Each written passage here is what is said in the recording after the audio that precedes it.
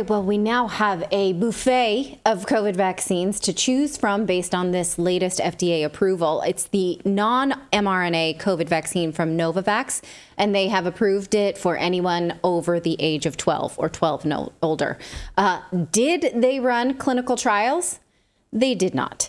Did they run trials on animals like last year's COVID vaccines? No. They say that they approved this based on previous safety and effectiveness data. That's not even a clinical trial. That's not even what this is. It's just that they looked at the previous round of Novavax and said, this one's probably the same. It's not. It's not at all the same. The previous one was 2 doses. This one's only 1. Isn't there a law against that? Like if I wanted to come out with my own thing. No. Like, hey guys, tonight on Redacted, I've come up with my own shot. I'm going to do that tonight, and I mix some stuff up, and I think it's safe based on other data that I read. You guys want to try it? That's actually more common than you think, but the Pfizer and the Moderna vaccine was approved with the very same method. We showed you that when that was approved in September. What they did was they evaluated the data from the rollout of the first COVID vaccine and said, this one's probably the same, approved. They had no clinical trials for this one. So as I was thinking about that, I want to talk more about what this vaccine, what they at least tell us, what they're admitting to. But I was thinking about all of the new pharmaceuticals that we've covered in the last, let's say, 6 months that have been approved based on either emergency use authorization or fast track or something that they call priority review, meaning they speed it to market. So I went through just the ones we've talked about recently. Now, here's a short list that I made. So Arexvy was the RSV vaccine for 65 and over. They gave that priority review. They did do some clinical trials, but they did not show us them in totality. You may remember we talked about this. Beyfortus was the RSV shot. It's not a vaccine for babies. They fast-tracked it. They also did clinical trials, but they never gave us the data from that clinical trials. You may remember that we talked about this. It only said not available. Zurzuvae, the postpartum depression pill, that flows off the was tongue. Also fast-tracked, did not do clinical trials. The COVID vaccine from Pfizer and Moderna was given emergency use authorization, no clinical trials. And the COVID vaccine Novavax, now emergency use authorization, no clinical trials. So how, and they're getting emergency use authorization for this one? Also, this still one also, what emergency? Well, that's a great question, Clayton. They explain it in their letter to Novavax. Take a look here at what they say. They said, we have determined that there is a public health emergency or a significant potential for a public health emergency. So when you're asking why are we doing this, it's like, it could be serious, so we're going to rush it. Well, it also could be unsafe. We're making that calculation for you. Like the vaccine could have some problems. We're choosing not to study it because there's a potential. There's a potential for an emergency. Yes, there's a public health emergency. So then under that authorization, every year then they could lay claim to flu shots and all of that stuff, right? I mean, yes. This could just be a permanent emergency. And this is like emergency use powers for these guys, the same way that Biden is holding on to emergency wartime powers. Right. Absolutely right. So, and you have to ask yourself, is this now how we approve fast tracks now so that everything can get a fast track and nothing then has to have clinical trials by that rationale, right? Why would you ever do a clinical trial knowing that, think about the RSV injectable. They were giving it to pregnant women and it was causing them to go into preterm labor and killing the babies. And so they're like, well, we have to stop that. They still don't have that one out yet because they had that happening. Think about if they could make the case for emergency use, then they would only know that these preterm babies were dying based on what they call it phase 4 of the clinical trials, which means it's data that we're going to get to this more. It's data that they collect when they've already released it to market. So let's go back to this one that we're talking about. Where were we? Potential. Okay, so let's talk about the Novavax vaccine. How does the FDA know that it is safe and effective? They don't. Here is from the Novavax fact sheet that comes with the vaccine. It says clinical trials results and supporting data. Now that's misleading because they had no clinical trials. They're just saying this is based on the effectiveness of the previous Novavax COVID-19 vaccine, the original monovalent, and then the Omicron BA.1 and the monovalent Omicron BA.5. So they don't have any for this current recipe. They don't think they need it.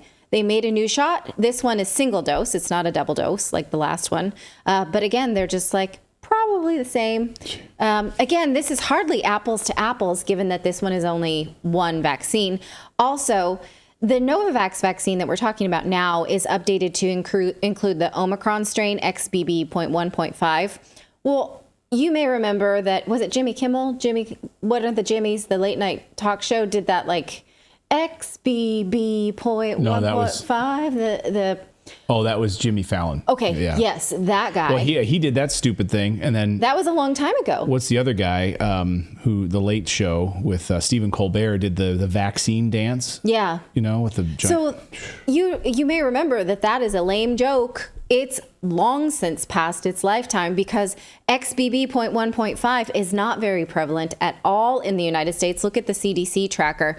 It's hard to see here where XBB.1.5 is. I highlighted it here. It says that it represents a 1.1% of all COVID cases right now. And so if I sort of scroll over it, and let's just look at that in a bar graph, how much that is. We'll go to the next one.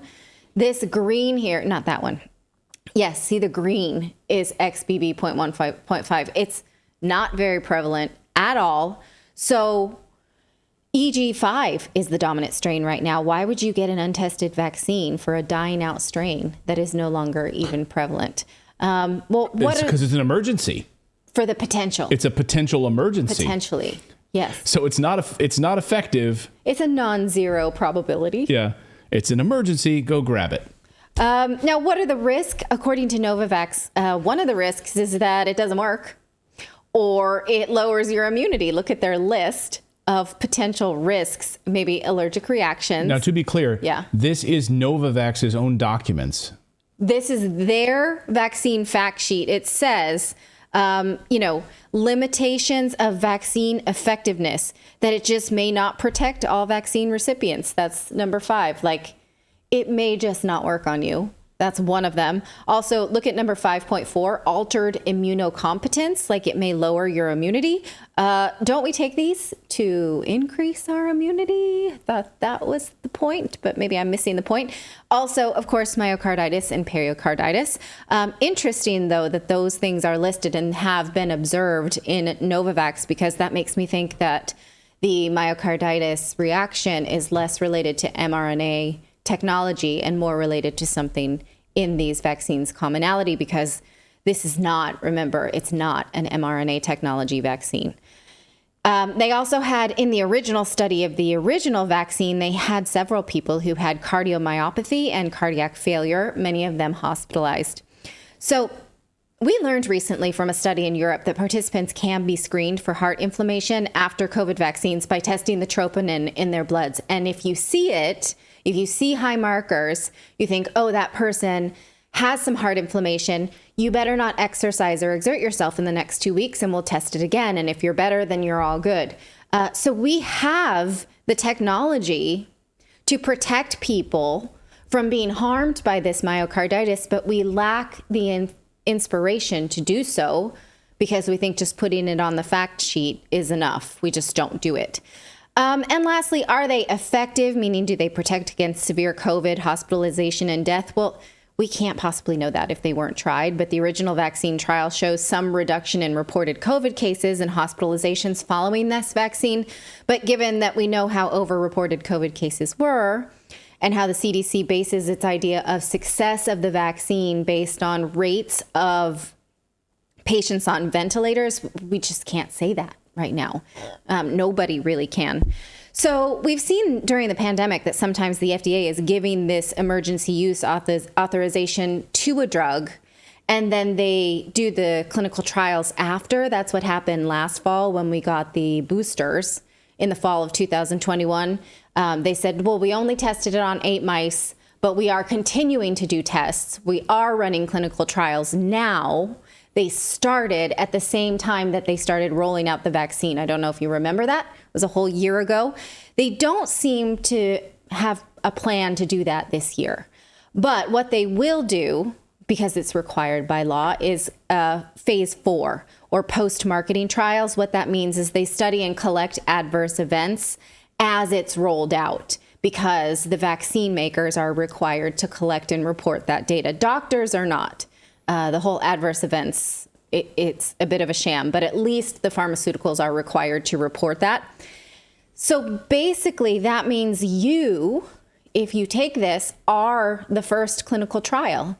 So if you go and take it, you should at least have this informed consent that this has not been tested on anybody. I am the clinical trial.